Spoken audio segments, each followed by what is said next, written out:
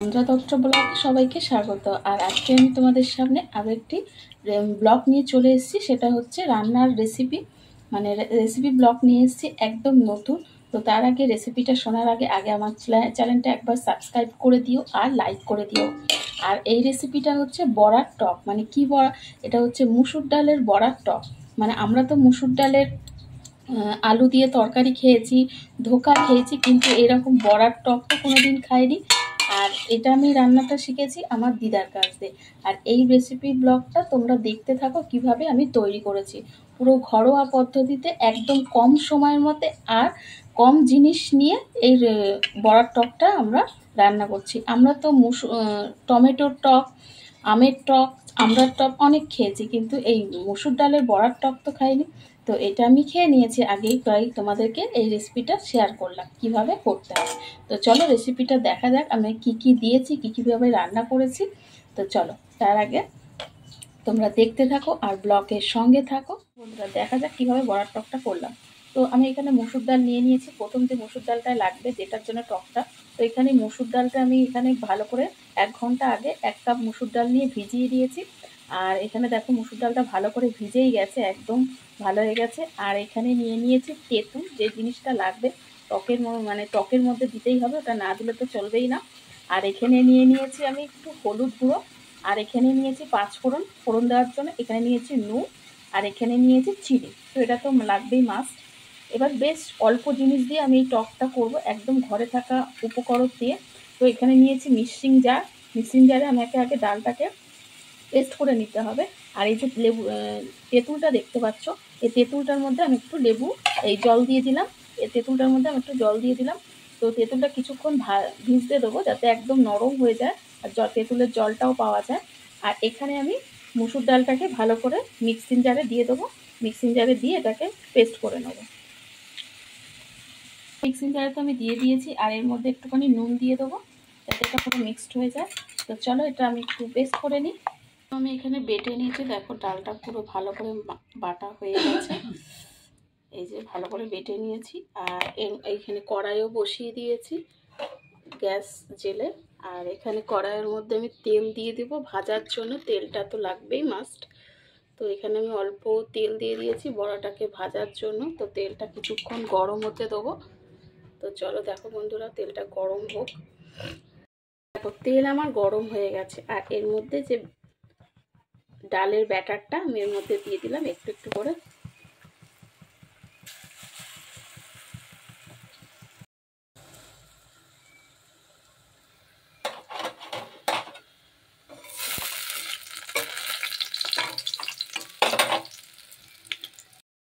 এক পিঠটা তো আমার ভাজা হয়ে গেছে, এবার আমি এটাকে উল্টে দিচ্ছি। দেখো উল্টে দিচ্ছি, এক পিঠটা মানে এক পাশটা ভাজা হয়ে গেছে, আর এক পাশটা ভাজার জন্য আমি উল্টে দিচ্ছি এটাকে।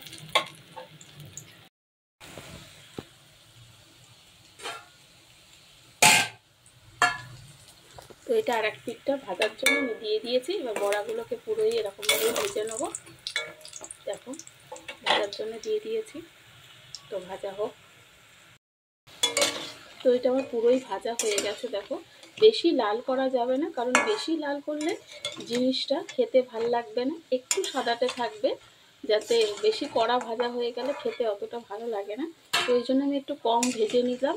আর কম ভেজে আমি বড়াগুলোকে একদম তুলে নিচ্ছি। দেখো প্লেটে তুলে নিচ্ছি। তো এরকমভাবে আমি বাকি যে ব্যাটারটা আছে সেই ব্যাটারগুলোকেও ভেজে নেবো। তো চলো বাকি ব্যাটারগুলোকেও ভেজে নিই। তো বড়া তো আমার ভাজা হয়ে গেছে, আমি সব কটা বড়াকে ভেজে নিয়েছি। মানে মসুর ডালের যে ব্যাটারটা ছিল, সেই ব্যাটারের যে ছিল ওর ব্যাটারটাকে পুরোটাই আমি এরকম বড়া একটু বড় বড় করে ভেজে নিয়েছি। আর এখানে কড়াইয়ে তেল দিতে হবে একটু, মানে চাটনিটা টকটা করার জন্য। তো এখানে আমি কড়াইয়ে অল্প তেল দিয়ে দিলাম। তো তেলটা কিছুক্ষণের জন্য একটু গরম হতে দেবো। তো তেল তো আমার মোটামুটি গরম হয়ে এসছে, আর একটু কিছুক্ষণ গরম হতে দেবো। তো দেখো এখানে আমার তেল গরম হয়ে গেছে। আর এখানে যে 5 ফোড়নটা আছে সেই 5 ফোড়নটা আমি একটু দিয়ে দিলাম। কিছুক্ষণ 5 ফোড়নটা কিছুক্ষণ হতে দেবো। তো 5 ফোড়নটা এখানে কিছুক্ষণ হোক। আর আমরা এখানে দেখা যাক তেঁতুলটা অনেকটাই গলে গেছে।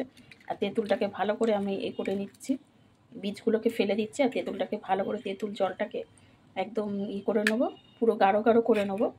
এই যে এবার ওই ফোড়নের মধ্যে আমরা তেঁতুল জলটা দিয়ে দেবো। তো আমার হয়ে গেছে, দেখো গরম ভালো করে। আর এই যে তেঁতুল জলটা যে গুলেছি, সেই তেঁতুল জলটা এরকমই থাকবে। এবার তেঁতুল জলটা আমি এর মধ্যে দিয়ে দিলাম। তেঁতুলের বীজগুলোকে তো ফেলেই দিয়েছি, আর এখানে তেঁতুল জলটা দিয়ে আমি ভালো করে একটু নাড়ছি।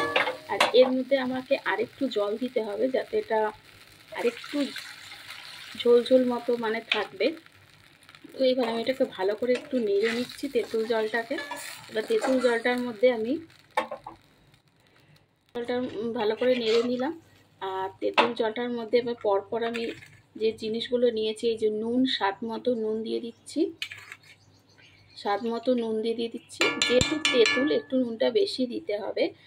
আর এর মধ্যে আমি দিয়ে দেবো সামান্য হলুদ, হাফ চামচেরও হলুদ। আমার চামচটা অনেকটা বড় হয়ে গেছে, তোমরা একটু ছোট চামচ নিলে আরও ভালো হয়। তো আমি এখানে হাফ চামচের মতো হলুদ দেবো।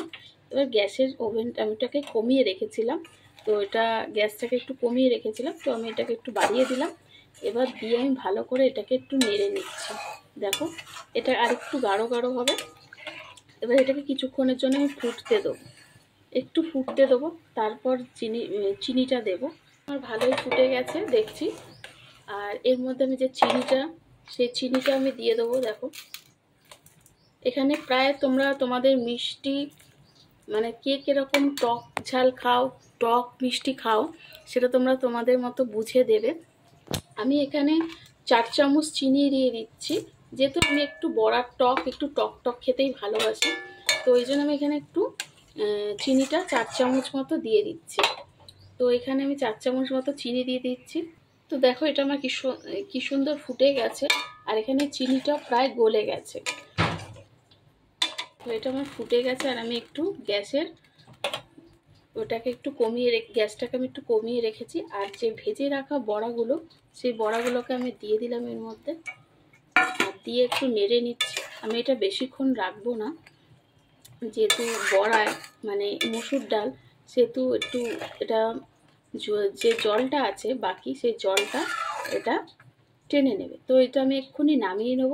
তো খুব কম সময়ের মধ্যে লাগে, শুধু বড়াটা ভাজতেই যা সময় লাগে বড়াগুলো, কিন্তু এদিকে তোমার খুব কম সময়ে এই চাটনিটা। আমরা তো টমেটো, আম সব চাটনি খেয়েছি, কিন্তু মানে মুসুর ডালের বড়ার টক তো কখনো খাইনি। কিন্তু এই রান্নাটা আমি খেয়েছি, আমার দিদা আমাকে খুব খাওয়াতো। মানে আমার খুব ভাল লাগে এই বড়ার টকটা খেতে। তো চলো আমার এখানে হয়ে গেল, এটাকে নামিয়ে নিই।